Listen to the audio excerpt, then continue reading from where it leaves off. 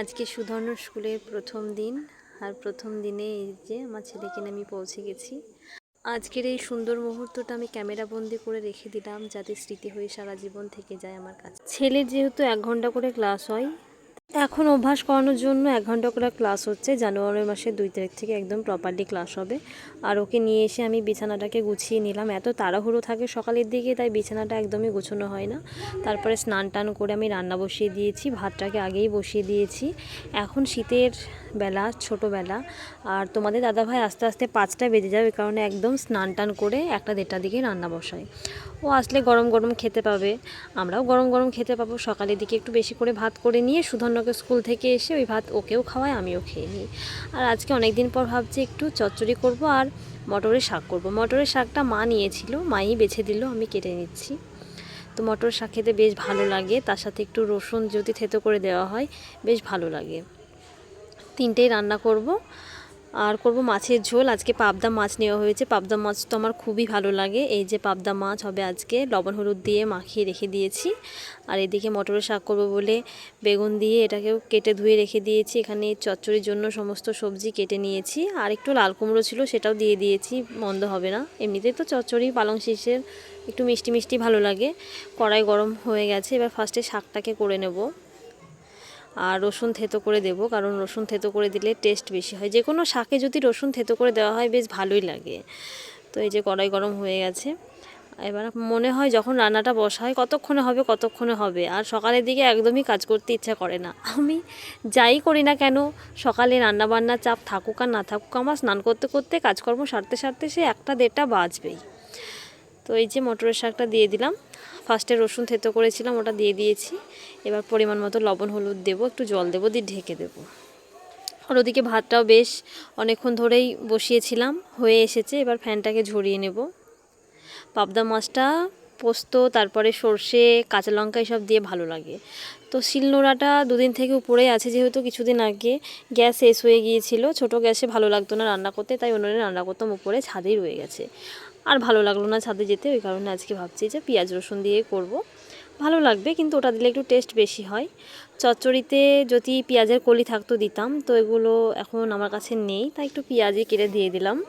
আর পেঁয়াজের কলি দিলে আরও ভালো লাগে। শীষের চচ্চড়ি, পালং শীষ খেতে বেশ ভালো লাগে। আর তোমাদের দাদাভাই তো খুবই পছন্দ করে। আর এই চচ্চড়ি জিনিসটা একদিন রান্না করলে 2 দিন হয়েও যায়, যদি একটু বেশি করে রান্না করি।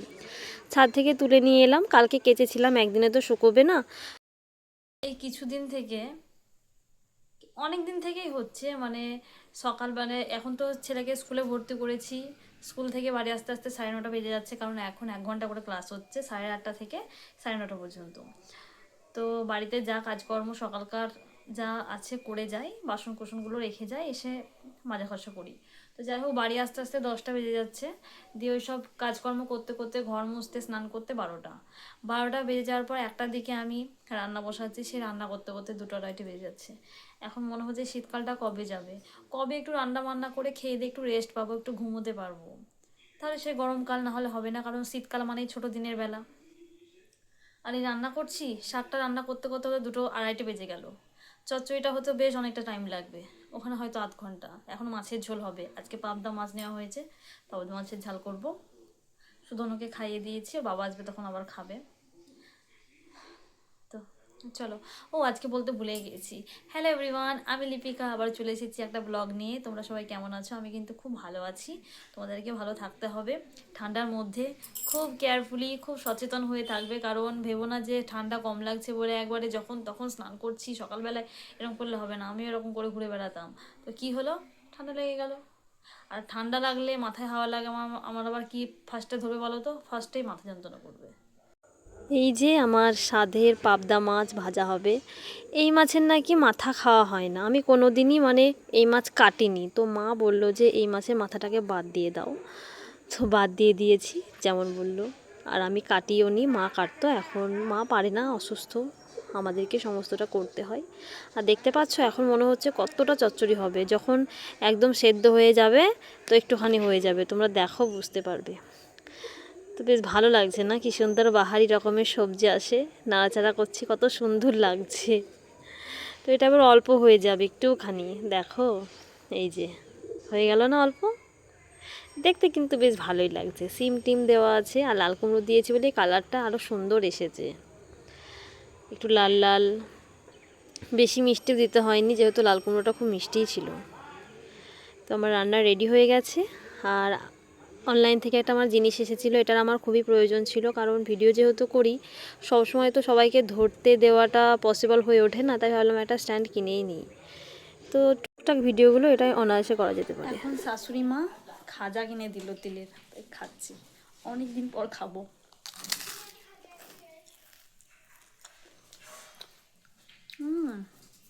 বেশ ভালোই খেতে, ভাতও হয়ে গেছি, শুধু ভাত খাবো একটা ভাত।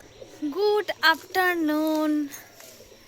এই ছাদে এলাম, সমস্ত কাজ হয়ে গেল, যেহেতু স্নান টান করে 2টোর দিকে রান্না বসিয়েছিলাম। রান্না বান্না করে খেয়ে বাসন ধুয়ে মুছে রান্নাঘরটা মুছে তারপর ছাদে এলাম। ছাদে এসেও শান্তি নেই যে একটু বসবো, পরিবেশটাকে দেখবো, ভালো লাগে। তো কাপড় মেলা আছে, সেগুলোকে তুলতে হবে। সুধর্ণ গেছে খেলা করতে সূর্যর সাথে, ওকে আবার ডেকে নিয়ে আসতে হবে, সোয়েটার পরাতে হবে, অনেক কাজ। তো ভিডিও করব ভাবছি, আমি কখন ভিডিও করব? যখনই ভাবছি ভিডিও করব তখনই কাজের চাপ, যে কাজটাই মানুষকে দেখাতে হবে সেটা আমার আর মাথায় আসছে না। কি করব বলো? তোমরা একটু আমাকে বলো তো যে কিভাবে কি করব। আমি কিন্তু একদমই তাল খুঁজে পাচ্ছি না কি করব। তো খুব ঠান্ডা পড়ছে, কারণ চাদরটা গায়ে দিলাম, বেশ ঠান্ডা পড়ছে। রাত্রেবেলায় তো যদি একবার লেপের মধ্যে ঢুকে পড়ি 6টার সময়, সন্ধ্যা টন্ধা দেখিয়ে, আর বেড়াতেও ইচ্ছা করে না, খেতেও ইচ্ছা করে না, রান্না করতেও ইচ্ছা করে না। কি করব, তাও করতে হয়। কাল তো মনে হচ্ছিল কিছু রাত্রে খাবোই না, আবার 8:30টার দিকে উঠে কোনো রকমে, মানে কি বলবো, শীতের সময় মানে বুঝতে পারছো, লেপ থেকে বেড়ানো মানে একটা যুদ্ধ করা। তো বেড়ালাম, তারপর রুটি ভাজলাম, খেলাম, ছেলেকে খাওয়ালাম, মানে প্রচণ্ড শীত কাতুরে আমি। মানে কি বলবো, গরম আসলে কোনো ব্যাপারই নাই, গরমে তো মানে ঘুমিয়ে আসবে না 10:30 11টা না হলে। আর আমার শীতের সময় তো 6:30 7টার মধ্যেই ঘুম চলে আসছে, আমরা এক পরান ঘুমানো হয়ে যায়। তো চলো, আমাদের ছাদে অনেক ফুল গাছ লাগিয়েছে তোমাদের দাদাভাই, পায়খানা ছাদটাতে ছিল, তো ওগুলোকে সামনে নিয়ে গেছে, চলো দেখায়, বেশ ভালো হয়েছে। আর ফুল গাছের যত্ন যদি করতে চাও ভালো করতে, চলো দেখাবো। রাত্রেবেলায় ভাতটা খেতে আমার একদমই অপছন্দ লাগে, তোমাদের দাদাভাইয়ের আবার ভাত লাগবেই, কিন্তু আমি রুটি খাবো। আমার ভাত খেতে একদমই ভালো লাগে না। সুধন্যর যেহেতু ঠান্ডা লাগা ধাত আছে, তাই আমি ওকেও রুটি দিই। ও রুটি খাবো না করে, তাও আমি জোর করে খাওয়াই। তো এখন রুটি ভেজে নিচ্ছি। মনে হচ্ছিল যে আজকে রান্নাই করব না, এত শীত লাগছে। লেপের ভিতর যদি একবার ঢুকে পড়ি তাহলে আর বেরোতে ইচ্ছা করে না। কোনো রকমে ঠাকুর ঠাকুর করে যাই হোক বেরিয়েছি। তারপরে ময়দাটা মেখে নিলাম, কয়েকটা রুটি হবে, খুব বেশি না। তো এবার আমি রুটি বানাতে শুরু করব। তারপর দেখছি তোমাদের দাদাভাইয়ের মুড়ি খেতে ইচ্ছে হলো, তাই একটা ছোট বাটিতেও মুড়ি বার করেছে। তারপর দেখছি ফ্রাইং প্যানটা করে বাদাম ভাজছে। ওকে একটা একটা হুকুম করছিলাম, আমি যেগুলো ভুলে গিয়েছিলাম সেগুলো এক একটা হুকুম শুনছিল ও। তো এখন টিফিন হবে ওর মুড়ি। খুব বেশি বাজেনি, আমি একটু তাড়াতাড়ি করে নিচ্ছি, কারণ আমার খুব ঘুম পাচ্ছে। শীতের সময় আমার 6:30 7টার দিকে এত পরিমাণে ঘুম পায় কি বলবো। ঘড়িতেও মনে হয় এখন বোধহয় 7টাই বাজছে। সন্ধ্যা টন্ধা দেখিয়ে একটু ঘুমিয়ে পড়েছিলাম আমি। আমার শীতের সময় খুব ঘুম পায়, গরমের সময় তো ঘুমই আসবে না, মানে ভালোই লাগে না গরমের সময় সন্ধ্যার দিকে। আর শীতের সময় কখন যে ঘুমিয়ে পড়বো আমি নিজেও বুঝতে পারবো না। তো যাই হোক, তোমাদের দাদাভাইয়ের এই যে হয়ে গেল বাদাম ভাজা, এবার আমি রুটিটা করে নিচ্ছি। আর যতক্ষণ লেপের ভিতর থাকবো ততক্ষণই ঠান্ডা, কোনো কাজে যদি লিপ্ত হয়ে পড়ি তখন আর ঠান্ডা লাগে না। এখন রুটি ভাজতে মত্ত হয়ে গেছি, কাজের মধ্যে আছি, এখন আর ঠান্ডা লাগছে না। মনে হচ্ছে যত রুটি থাকবে তত রুটি বেলে দেবো। তো দেখো রুটি হচ্ছে, আর ছেলেকে ফোন দিয়েছি, ছেলে এখন ফোন দেখছে। সারাদিন তো এখানে ওখানে দৌড়াদৌড়ি ছোটাছুটি, সকাল সকাল আবার ঘুম থেকে তুলতে হবে, কারণ স্কুলে ভর্তি হয়েছে, কালকে আবার স্কুল আছে। ওকে যেহেতু এখন 8:30টার দিকে স্কুল হচ্ছে, তাও ওকে 7টার সময় ঘুম থেকে তোলায়। কিছুদিন পর তো বোধহয় 6:45টার সময় স্কুল শুরু হবে, তখন আবার আরও সকাল সকাল উঠতে হবে।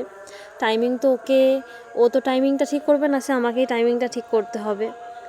তাই ভাবছিলাম যে এই শীতের সময়টা, শীত বলে না, গ্রীষ্ম বর্ষা সবসময় যেহেতু স্কুল শুরু হয়ে গেছে, ওর দায়িত্বভারটা আমাকেই যেহেতু নিতে হবে স্কুলে পাঠানোর জন্য, তাই ওকে সকাল সকাল খাইয়ে ঘুম পাড়িয়ে দেওয়ার চেষ্টা করব। ঘুমোতে চায় না, একদমই চায় না, একটাও কথা শুনে না, জানো, প্রচণ্ড দুষ্টু হয়ে যাচ্ছে। যত বড় হচ্ছে তত মনে হচ্ছে কথার মানে শুনছেই না। পাড়ার একটা ছেলে আছে, তো ওর সাথেই সবসময় খেলা, সকাল বিকাল সবসময় ওর সাথে খেলা।